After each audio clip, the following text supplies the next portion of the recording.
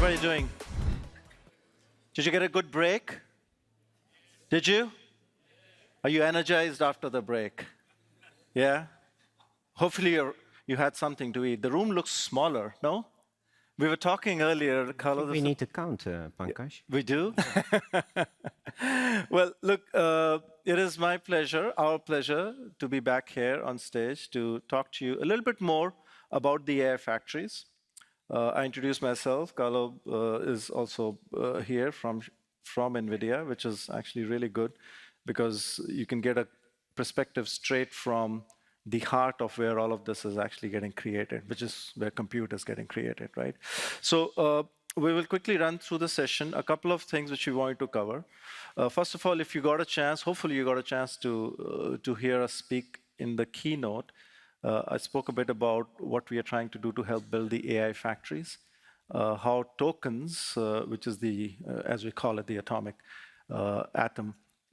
unit of the tokens, the AI factory, the intelligence there, how all of that is leading to the kind of energy demand, how we need to work to take out the heat. And we also showed you one example here in this region where it almost becomes like a blueprint for not just the most efficient, high-density data center from a compute standpoint, but also a sustainable data center from taking out the heat and reutilizing it.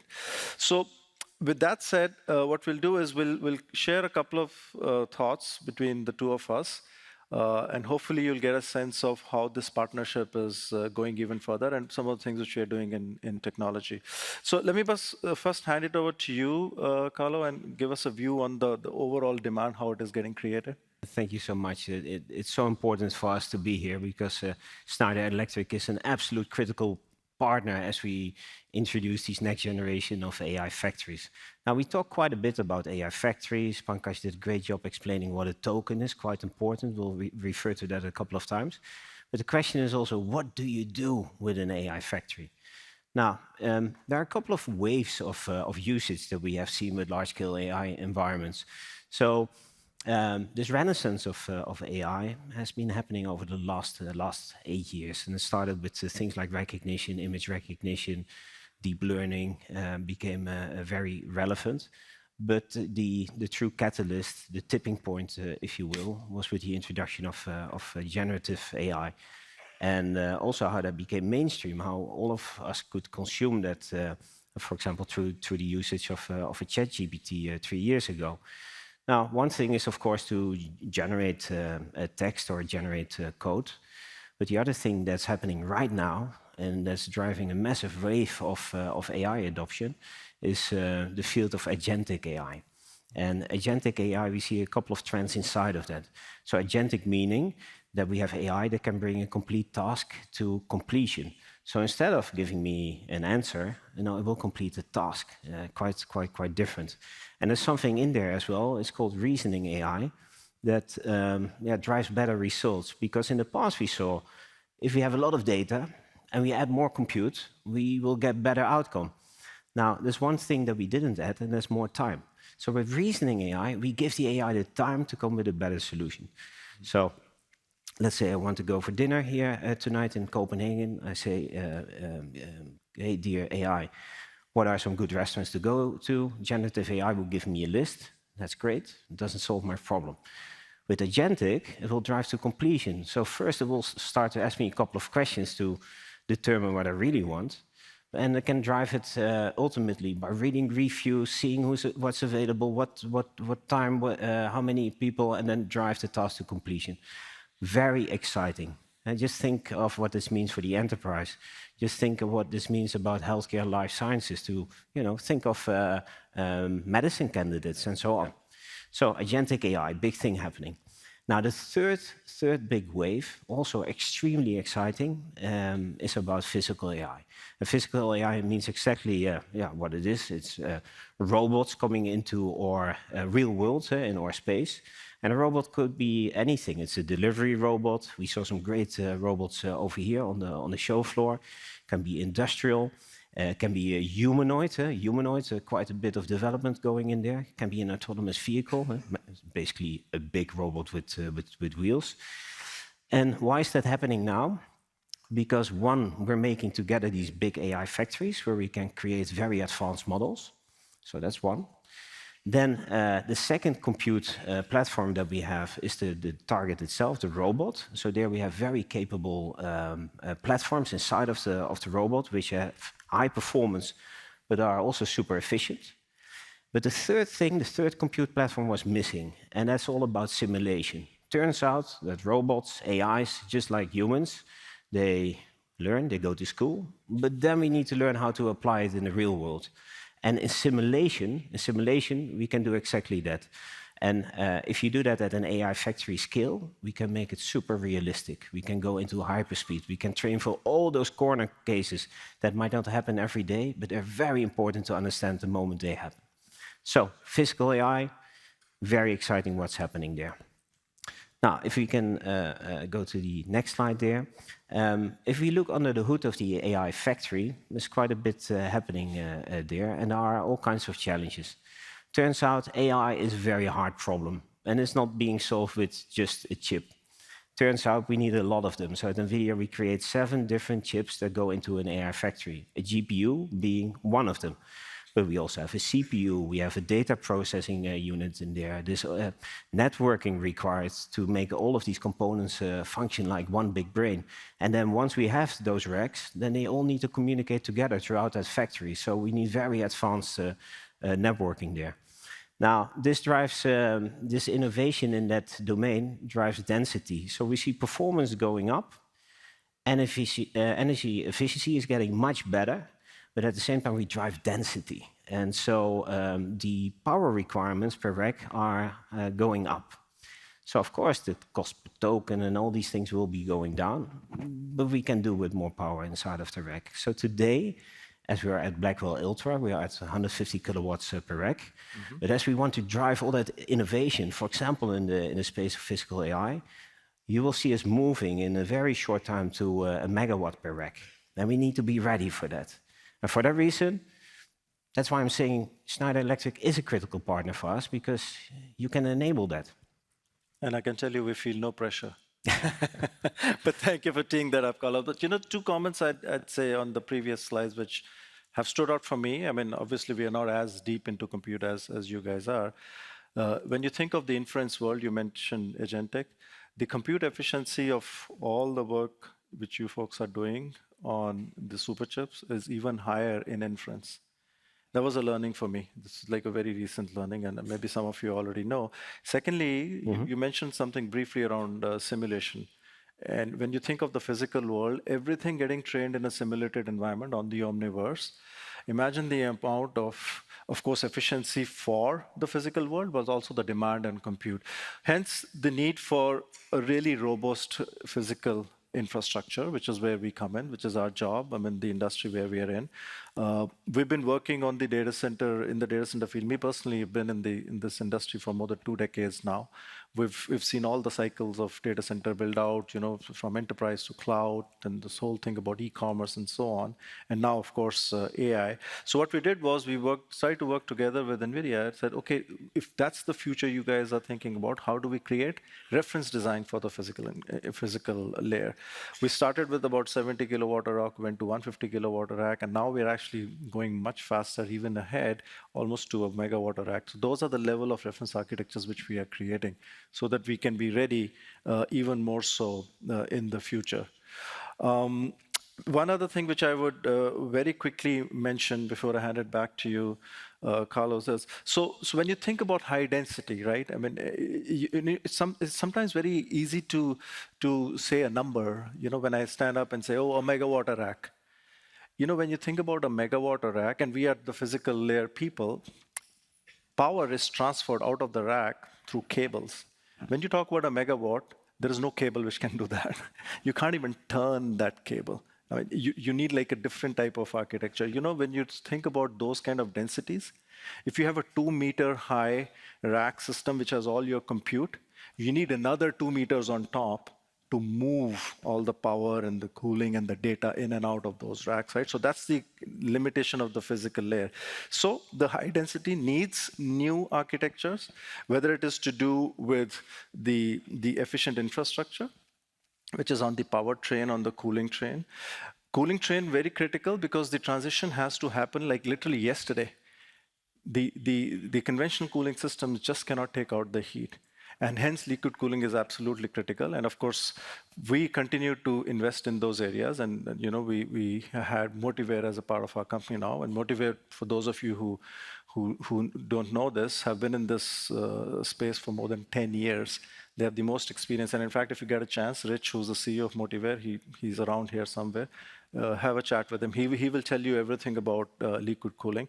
Monitoring and management becomes absolutely critical because at any point of time, you need to know how the infrastructure is performing, the physical layer is performing.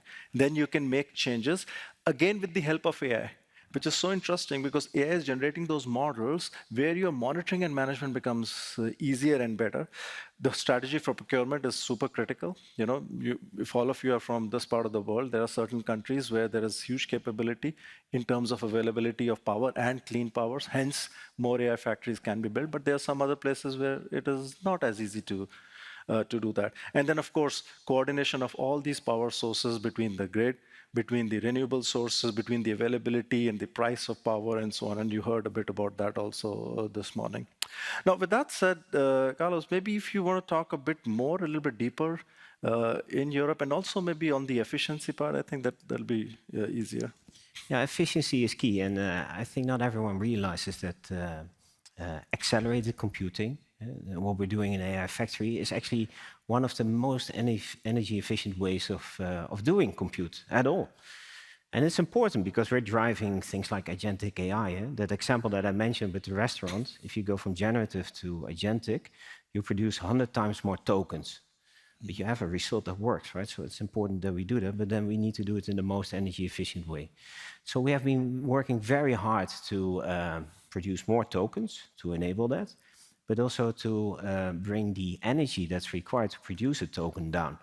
And so on this graph that you see, the graph that's going steeply down, that's the energy required to produce a token. And so in the last 8 years, the decrease was 45,000x in energy required to deliver a token.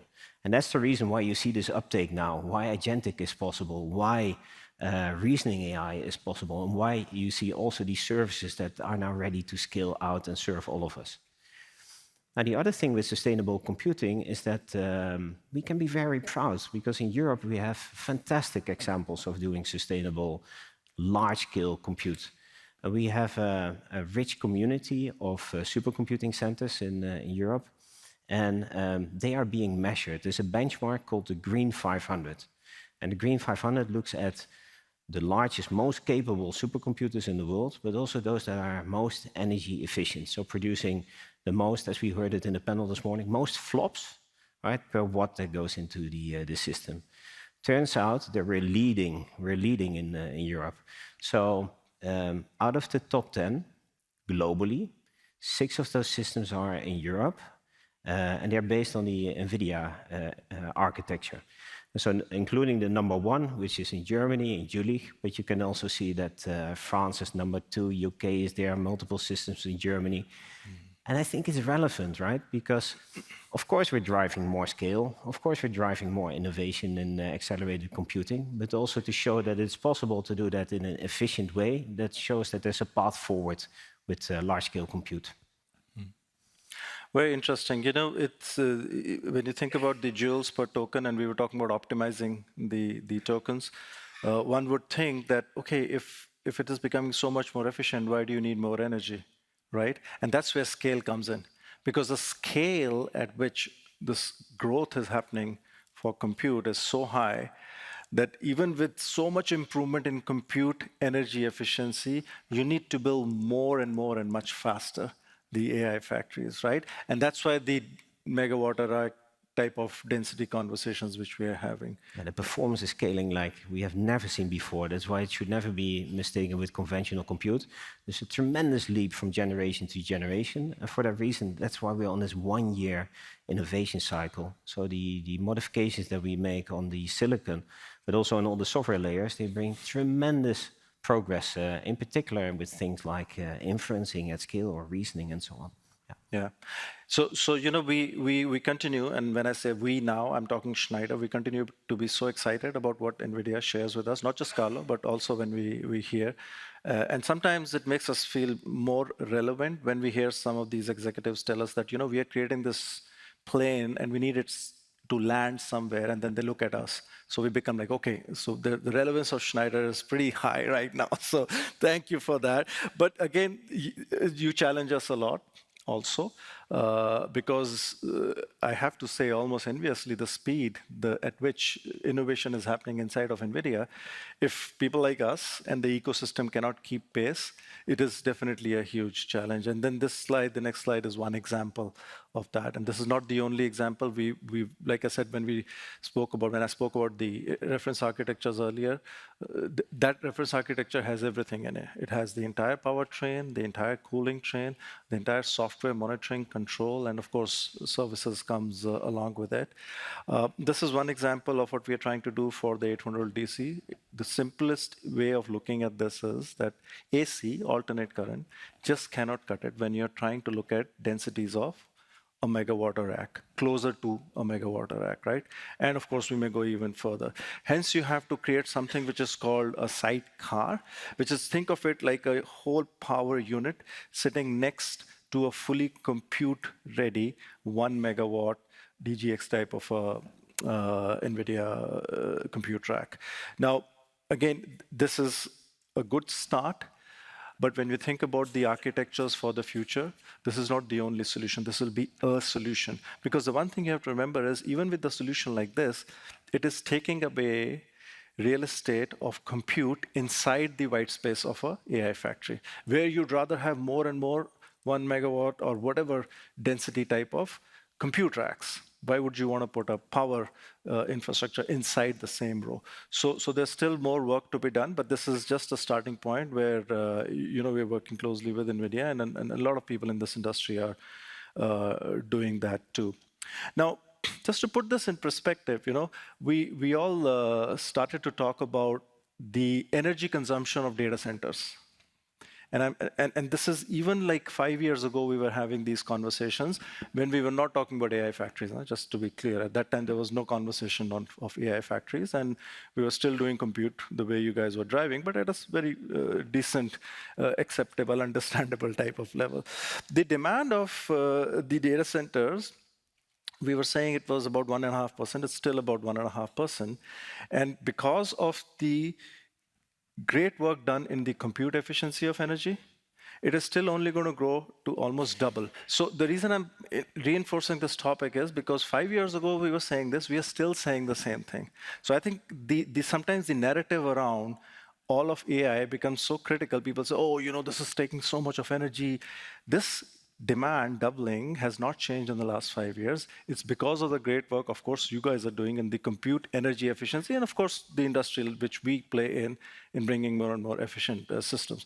From a Schneider Electric point of view, and you heard this morning through the plenary, we're not only playing in data centers. Data centers is a significant part of our company. But as you can see here on the screen, we play in buildings, in energy storage, wind, microgrids, everywhere.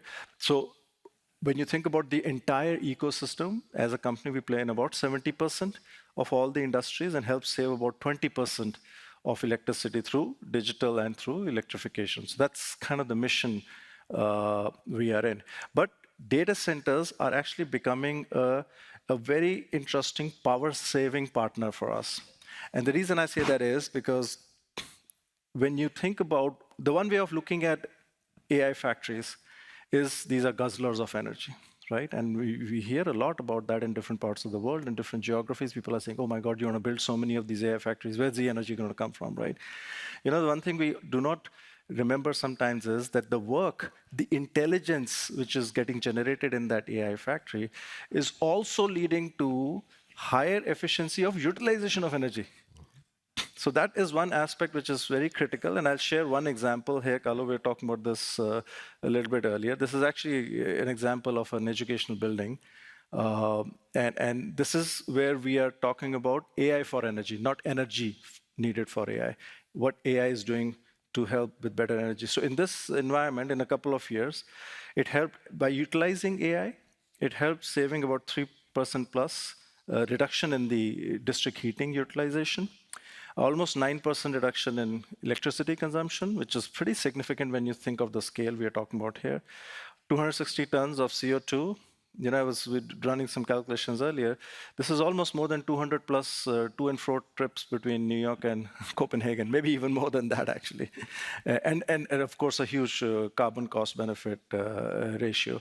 So that is one example of how AI is actually enabling. So all the great work which is happening in those AI factories, the tokens we spoke about this morning earlier today, all the intelligence coming out of there, yes, it's consuming energy, even if it is higher compute efficiency from NVIDIA, but it's also generating so many models which are giving you examples like these, which are actually an overall saving and efficiency.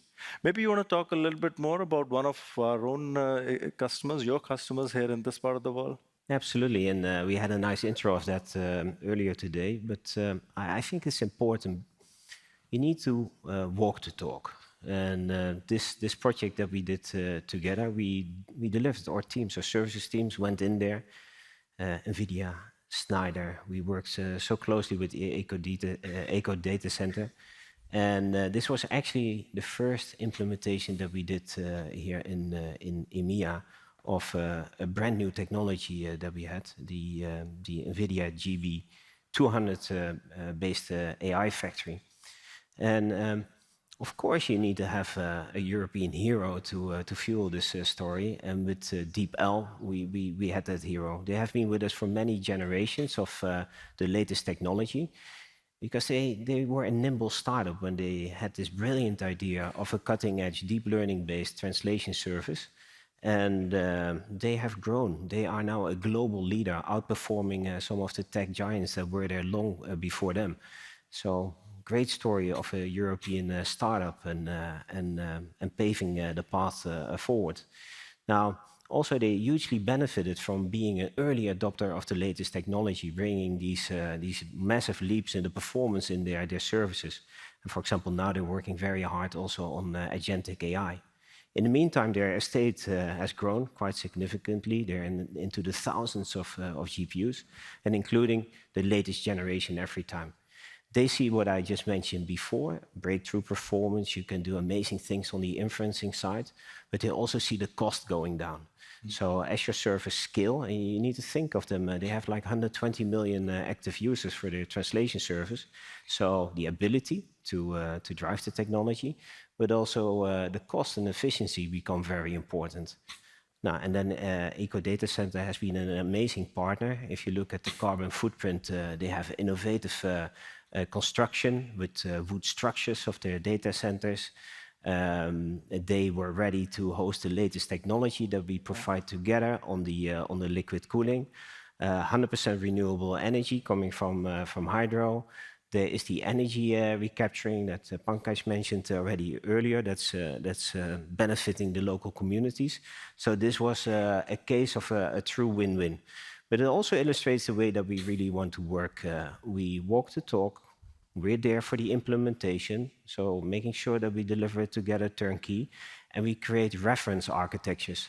So no one needs to reinvent the wheel. On day one that you set up your own AI factory, you will have all the lessons that we learned before, and you will have the same performance and the same benefits as we learn in these cases.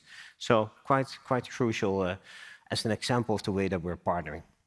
Thank you, Carlos. And we love the pressure, like I said earlier. I mean, just earlier outside, he was telling me, why can't you just do a new reference architecture since you've already built it and replicate it every single day? I was like, yes, that's where we need to get to. But that's the NVIDIA speed which we are trying to keep up with for sure. So look, this is a great example here in the region. And like you mentioned, sustainability was key. Here, and all the heat generated here is being utilized, turning into biofuel for the local communities. So kind of when we try to bring it to let's say a close, not close of the session, but close from the perspective of looking at both the sides. So AI for energy, energy for AI. And this is going to be a little bit of a repetition, but I really like for all of us to think about this and let it sink in a little bit. While the consumption of energy in running these AI factories and other data centers is extremely high because of what the demand is getting created, which is all great for industries, for medical science, for education, any sector you talk about. On the other hand, all that is getting created in terms of these AI models, it is making energy even more efficient. So I think we have to keep that whole piece in mind. But when you think about partnering, and then it goes back to the tokens per watt. I don't know, Carl, if you want to talk a little bit about that and maybe just share a few more thoughts. Yeah. So partnering to optimize the tokens per watt, and I think this is a nice way to conclude and also to give you a takeaway of how to think about an AI factory. A data center is a cost center, right? It costs something, and an AI factory is not. Electricity goes in, data goes in, but the revenue comes out in the shape of intelligence, right? So those are those tokens. So I see a shift right now in the conversations that my team and I are having, because it's no longer just about what is the cost. It's no longer about what's the energy, what's the density that we need, how can we get this done. But it is, hey, how many tokens can I produce? What's the cost? What's the revenue? How fast can you implement it? Yeah. Because going with slow implementation will inhibit me to take the future revenue. So I see that whole dialogue changing. Also in the analyst world, so in the past it was just about performance benchmarks. Now I see benchmarks coming out that measure technology and revenue and cost per token. And so this is absolutely fascinating. And yeah, the reference architecture that we're using, the GB200 was just benchmarked in a benchmark called Inference Max. And it's absolutely leading energy, revenue generation. And so if you do a 3 million investment into GB200, it can generate up to 30 million of revenue in tokens. And that's the kind of calculation that I see. The business case is so strong that even if the nearest technology was free, it's not a viable business case. And that's quite interesting that I see that dialogue shift. And that makes it so important that we have these reference architectures to help organizations scale the inference, scale the services, but also to take care of super fast and risk-free implementations. Yeah. It's a revenue-generating model is what is being spoken about, right? The example you gave, 3 million investment generating 30 million of revenue potential. So that is so important, and hence this partnership becomes absolutely critical. Now, look, we are towards the end of this session. Of course, we would love for you to go out and take some time and walk around the Innovation Hub, because that's where you can really touch and feel what we are saying here, right? I spoke so much about the physical layer. You'll go and see in different aspects of the Innovation Hub, and you'll actually realize how critical is the work which is being done right now. So, look, that is all from us. I don't know, Carl, if you want to make any last comments before we close here. We're good. Don't reinvent the wheel. Go for the reference architecture, work together with us, and that's the way to keep the speed of innovation and how you follow these demanding one-year technology cycles. So. Very well said. Very well said. So thank you again. Thank you, Carlo, and thank you everybody for taking the time. And I look forward to seeing all or some of you outside in the Innovation Hub. Thank you. Thank you, Carlo.